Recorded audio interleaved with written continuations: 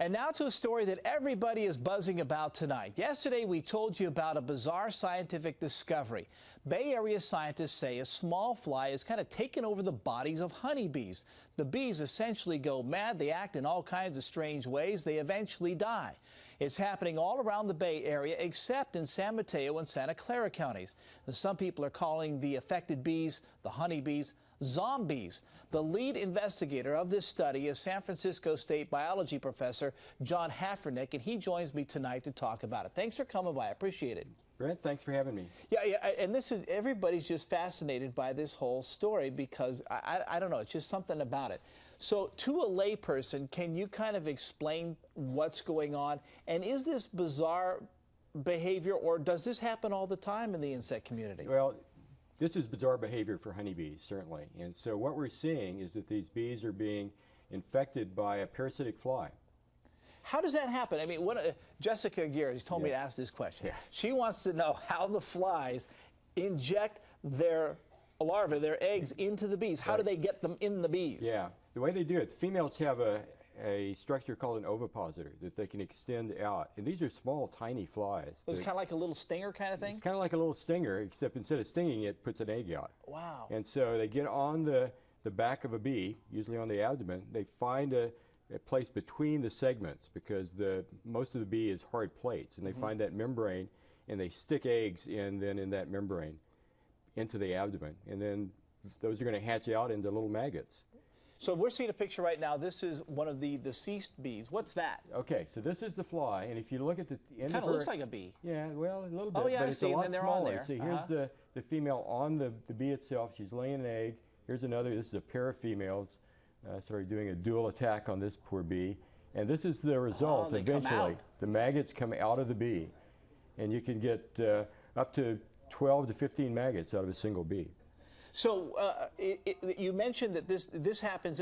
I was kind of reading a little bit, and I guess they do this to ants, and just what happens to the poor ants is despicable. There's a related species that does this to ants, right? It pops its head off, actually. Yeah, that's right. These actually do it occasionally, too.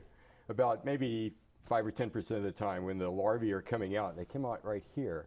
They'll push out and they'll push the head off the bee as well. So is this only a Northern California thing? Does this happen around the world? Is this common? I mean, you mentioned this is kind of unusual. It is unusual. The fly itself is found all over North America.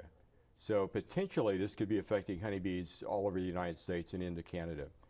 We don't know that yet. We found them widespread in the Bay Area, and we have evidence from South Dakota and also from the Central Valley in Bakersfield.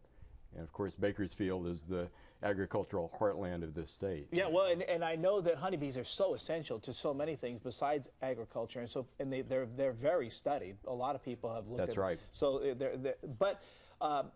does this mean? I assume that there's a decline. We've been talking about a decline in the population of the honeybees.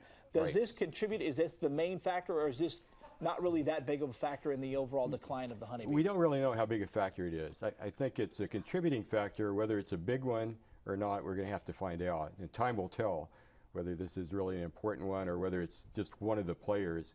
Bees are facing all kinds of challenges. Right. And if I were a bee, this would be the one that I wouldn't want to face because it's absolutely a death sentence. So tell me a little bit about this. We're seeing video of them in a hive.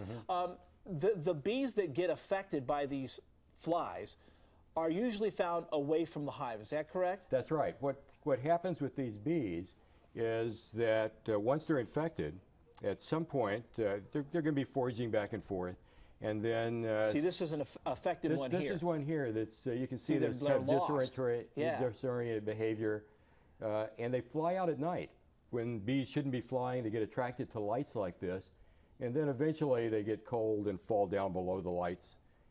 And in the morning, when they warm up a little bit, you get this kind of disoriented behavior. So one of the questions that you're trying to answer is, why do the bees leave the hive? Is it because they're disoriented and it's part of their bizarre behavior?